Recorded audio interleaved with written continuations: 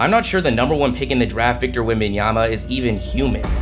For the longest time, he's felt like this mysterious being. For years we were hearing about this 7-foot million French kid who was the best prospect on the planet, but it was hard to buy in. Sure, it sounds crazy, and we would see some of these clips that showed a lot of promising skill, but it was rare to see him being talked about outside of the world of future NBA prospects. But then things started to change. The most defining early moment in regards to public perception was his performances on the international stage. Between his dominant runs in the U16 and U19 FIBA World Cups, playing against the best prospects on the planet, the veil of mystery was starting to dissolve. However, it was still hard to gauge a lot of his production and overall ability playing in these types of settings. But everything changed in one night, a night that if Wembanyama has the career we all expect, will be looked back on for generations. It was the night that everyone met Victor Wembanyama, basketball fan or not. It was our first chance to see him play in a familiar setting. Now, nothing changed. This was the player Wembanyama has always been, but most of the time it takes a familiar setting for NBA fan bases to really buy in. This gotta be the biggest game I'm gonna play in my life. Wembanyama's French team was set to play the G League Ignite in a showcase in Las Vegas. The Ignite is a team that has produced several top picks over the last few years, Jalen Green and Jonathan Kuminga. At this time, it featured the projected 2nd overall pick Scoot Henderson. The excitement was growing, the expectations were high, but I don't even think the biggest Bulls expected what we saw. Just over a minute into the game, Victor Wembanyama gets a ridiculous help side block. No surprise there, the man is literally a giant. The very next possession, the true freak of nature is taking the ball up the court. As he's walking up, minds are starting to race. We just don't see this every day. What is he about to do? Well, this. He takes his player off the dribble and hits this ridiculous contested layup. Eyes are opening. That was crazy, but maybe just a little lucky. On the very next possession, a pick and roll play unfolds. The second best prospect in the class goes for a pull-up mid-range, and Wembanyama effortlessly blocks it. This really embodied the sentiment shift we were about to see. We all knew Scoot. We all were familiar with his game. We all knew how promising his career was projected to be. Things couldn't get crazier from this point on, right? Boy, were we wrong. Just a couple minutes later, Wembanyama gets the ball in the wing and splashes this 3 off the dribble. Not only that, but he's getting significant airtime on this shot. At the apex of his jumper, his head would be hitting the rim. This shot is completely unguardable. So now closing out the first half, everyone's in awe, but the second half would just get out of hand. Pick and pop corner 3, Scoot's contest is pointless. Wait a second, look at that again. Look how high he is in the air. Look at the basket. The perspective is playing a role here, but the ball is leaving his hands something like 11 feet in the air. Do it! Just do it! Don't let your dreams be dreams. Yesterday, you said tomorrow, so just do it! Make your dreams come true! Contested transition 3, absolute money. Off the dribble, contested midi. Pick and pop, money. Scoot Henderson, sit down. It's here. Well, I was wondering when Scoot was going to try Victor, and he does on this possession, but that is advantage Victor coming up with the block shot. Scoot has been great at step up. Well, I'm not sure that would even matter there. Scoot, get that out of here. Corner 3 to bring the game within a possession. Wembanyama closes the game with 37 points, 11 rebounds, 4 assists, and 4 blocks. He shot an incredible 7 for 11 from 3-point range. The news started to spread like wildfire, causing Twitter to explode. Suddenly, the flaws and injury concerns were irrelevant. The upside we were dealing with was unprecedented. His time in Vegas wasn't even over. He had another game the very next day, and he proved that his performance from the previous night was no fluke. He scored 36 points and grabbed 11 rebounds. But there was something that went overlooked in that game. At this point, many casual observers might think, oh wow, very tall, he can dribble and shoot threes, that's cool. But the most impressive play out of that entire Vegas trip wasn't a block shot, a step back 3, or a crossover. It was a simple, fast break dunk. Why is that? Well, let's put it into perspective. Wembanyama stands at 7'4", some even say 7'5", but let's go with his own words for now. How tall are you? So, like in France, we measure bare feet, and I'm 7'3" bare feet. Okay, so when you put shoes on the court. Yeah, I'm actually never measuring myself with shoes on, but it's got to be like 7'4" or 5", I guess. Okay. Sometimes we throw around numbers without taking a second to fully grasp just how insane they are. This is his everyday point of view.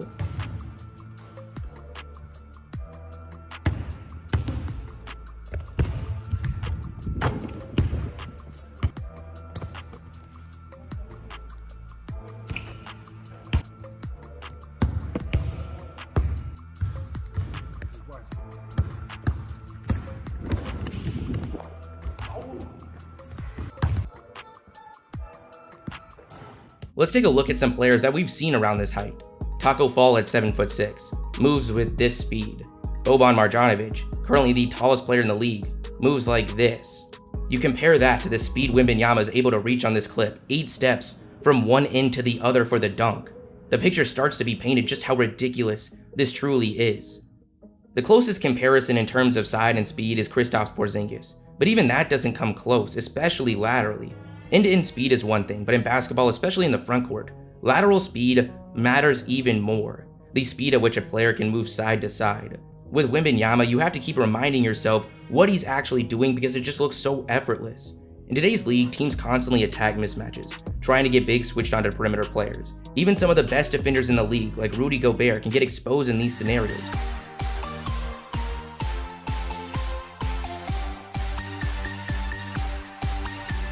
But Wembanyama is so quick that the player doesn't even see an advantage in backing the ball up. He tries to blow by Wembanyama and fails miserably. But that's just the beginning. After the block, Wembanyama stands at the baseline. What do you think happens next? He runs to the complete other end of the court and throws down an alley-oop. Ridiculous. And then to open the half, he hits this fadeaway corner 3. In the fourth quarter, he does this. In 2024 as Victor Wembanyama drills a deep 3. That's what he can do. It's just getting unfair. That is 30 feet out. Get dunked on. That guy right there is projected to go in the first round of the upcoming draft. Wembanyama finishes with 36 points. In just 2 days, he showcased a skill set the game had never seen before. This play right here sums that up perfectly.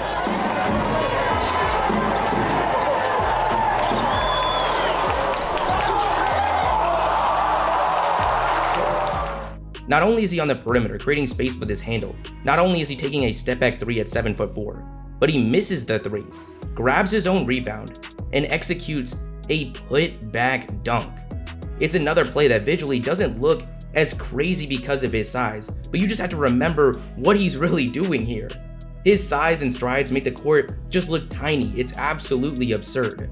Now, the narrative you're going to see pushed is that despite the highlights and what we saw in Las Vegas, is that Wembanyama isn't that great of a shooter. Highlights make it look like he's a Kevin Durant level shooter. He's more like Giannis.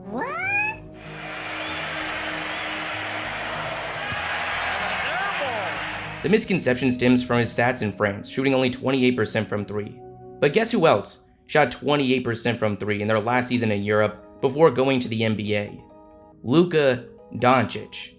Would you say that Luka Doncic is a Giannis level shooter? The same goes for Jokic, Kristaps, Bojan Bogdanovic. Even one of the best 3-point shooters in league history, Peja Stojakovic, shot just 18%. The point is, 3-point percentage from young guys in Europe isn't a reliable indicator of their true shooting ability. The European game differs from the NBA in many ways, and translating stats one-to-one just doesn't work. In fact, the closest thing we've seen to an NBA game from Victor Wembanyama is what he played in Vegas. And look what happened. Wembanyama for 3. Come on, wee. One of the best predictors time and time again is free throw percentage. Typically, when someone's a poor free throw shooter, they have a long ways to go to become a solid shooter anywhere else on the court. In fact, some make the case that at the college level, free throw percentage can actually be a better indicator for 3-point success in the NBA, especially in combination with players who are already willing 3-point shooters. This correlation bodes extremely well for Wembanyama. This season, on pretty high volume, he shot 83% from the free throw line. That's fantastic. That's the same as guys like Nikola Jokic and Jalen Brunson. Will Wembanyama ever be a Kevin Durant level shooter? Unlikely. Impossible? No. As crazy as Wembanyama's 7'4" listed height is, he's actually even bigger than you think. A massive, massive factor when it comes to NBA size is wingspan. There's 2 types of heights in basketball. You've got your listed height, the one on your driver's license. And then there's your effective height, which is an inexact science, but the main factor being your wingspan. Both attacking the rim and especially on defense, it plays a massive, massive role. There are a few stars in the league outside of the point guard position not bringing an elite wingspan to the table, especially those recognized for their defensive abilities. Victor Wembanyama isn't just bringing a crazy wingspan. He is bringing the biggest in the entire league. His wingspan is 8 feet wide. Absurd. For some context here, Rudy Gobert's is 7'8", Kristaps is 7'6", and possibly the best speed to length ratio in the league, Giannis Antetokounmpo, has a wingspan of only 7'3". Now, something we typically see with these crazy frames is that you have to sacrifice shooting ability. That is clearly not a problem for Victor Wembanyama. The three-point shooting is what's going to get a lot of the attention. The dribbling will get a lot of the highlights. I mean, as it should. Check this clip out. Look at this dribbling ability at 7. Come on, man. 7'5". The coordination he possesses is incredible, regardless of his size. How many players in the league could do this?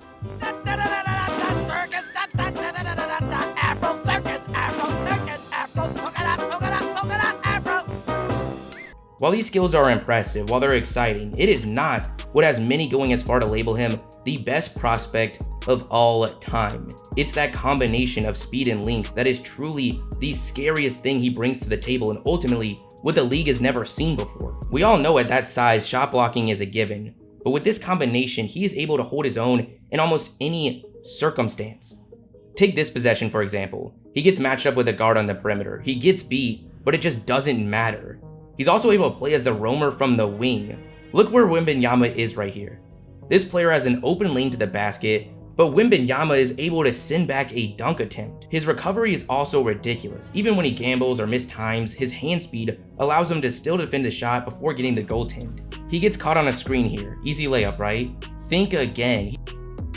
He's able to play drop as if he didn't. When you think you have space, you really don't. His ability to close out just hurts your brain. For this clip right here, it just looks like, oh, this guy didn't have enough space to shoot. But that is only because it just so happens he has to play against this freak of nature. Go back, look at that space. If that's 99% of the league's bigs, that is a wide open opportunity. But Wembanyama just casually walks over, shrinking the space. Now again, the NBA court and NBA three-point line are a little bit bigger, but you just don't see stuff like this. Oh, and that guy tries to bring the ball out, take Wembanyama off the dribble, and yeah, it didn't go well.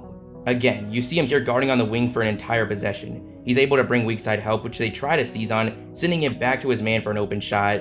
An open shot if you replace Wembanyama with anyone else. Here he guards the switch, switches back on the pass, gets taken off the dribble, and sends it back. Moral of the story, Wembanyama is able to guard half the court at one time. By no means is his contest always perfect. These are highlights. That should be pretty clear. But this is also just a prospect. We're not just talking about the player we see today, we're talking about the player we could potentially see. Something that's truly hard to comprehend when it comes to Wemby. But speaking of what he could be, something has changed for him that went completely under the radar. And that's that he's filled out his frame. This is him 2 years ago at the FIBA World Cup. This is Chet Holmgren in that same tournament. This is Chet today, and this is Wembanyama today. The kid has clearly packed on some serious muscle, an incredible sign, as this is something that typically takes a while for these types of frames, sometimes never does. A lot are under the impression we're still dealing with a complete twig. That's not the case. His ability to defend without getting displaced has been really impressive over the last 12 months.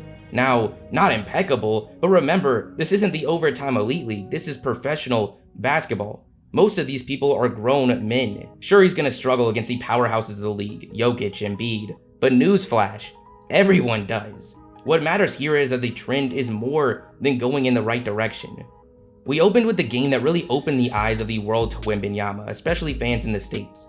Well, that was 8 months ago. If you weren't aware, Wembanyama is in the playoffs in France right now, and he is dominating. As of this recording, they are headed to the finals of the French League. All season, there's been this narrative that Wembanyama's numbers don't tell the full story, as he's been able to just do whatever he wants since switching to the Metropolitans this season. And while that may be the case, it's clearly working. In the game to go to the finals, 3 minutes left, 1-point game, he buries this fadeaway as the shot clock expires. Contested lay-in to make it a 1-point lead, a block on the other end, his 5th block of the night. This legendary clip also came out of this playoff older run. dude trying to prove a point on Wemby, and look, he's trying to get a dunk. But y'all, please watch this, bro. Watch this. Look what Wemby come back down here and do. First off, he ain't even, look at this. He ain't even playing a, bro, Hain, hold up. You can't, look at him. You can't guard me. Hold up, Hain, oh my, Hain, Bro, come on, bro. He gonna bro. He repositioning. Hold up. And one. Bam. Oh my God. Bro, Wemby is OD. I think that's it for now. The more and more I see, the more I just struggle to comprehend, the more I come closer to the conclusion that this man is just not human.